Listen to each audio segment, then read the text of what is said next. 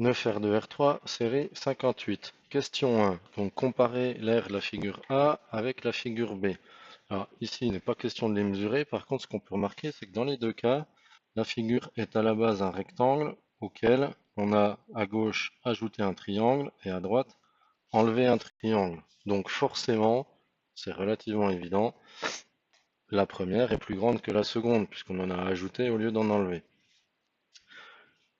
Deuxième question.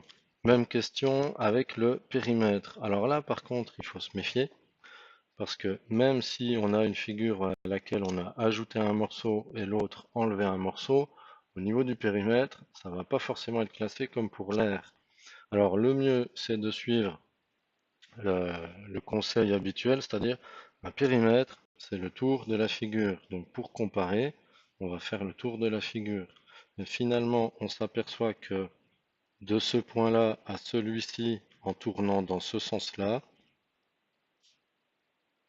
et bien finalement, quand on additionne les différents morceaux qui composent le périmètre, on a exactement les mêmes, jusqu'à ce qu'on ait notre triangle, donc soit enlevé, soit rajouté. Et en termes de périmètre, qu'est-ce qu'on constate? Que ce morceau-là, c'est le même que celui-ci, et puis ce morceau-là est le même que celui-ci. Donc finalement, c'est exactement les mêmes périmètres. Question 3. Le triangle ABC, dont deux des angles mesurent 70 et 40 degrés, est un triangle. Alors ça, pour le décider, on va calculer le dernier angle. Donc 70 degrés plus 40 degrés, ça nous donne 110 degrés.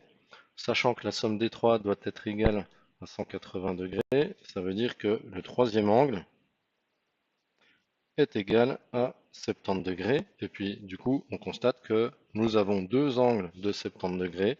Donc, nous avons un triangle isocèle.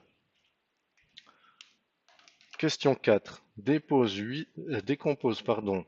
840 en produit de facteurs premiers. Alors, il y a plusieurs méthodes.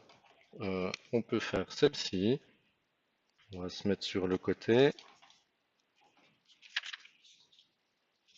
Voilà, donc 840. Et on va décomposer en tirant un trait. Donc on divise par 2, ça nous donne 420. On redivise par 2, ça donne 210. On redivise par 2, ça nous donne 105. Alors ici on peut être tenté de diviser par 5 puisque ça se termine par 5, mais on est censé faire dans l'ordre et on remarque que la somme des chiffres est un multiple de 3. Donc on va diviser par 3. 105 c'est 3 fois 35. Là on peut diviser par 5, il nous reste 7. Voilà, donc c'est la fin de notre décomposition.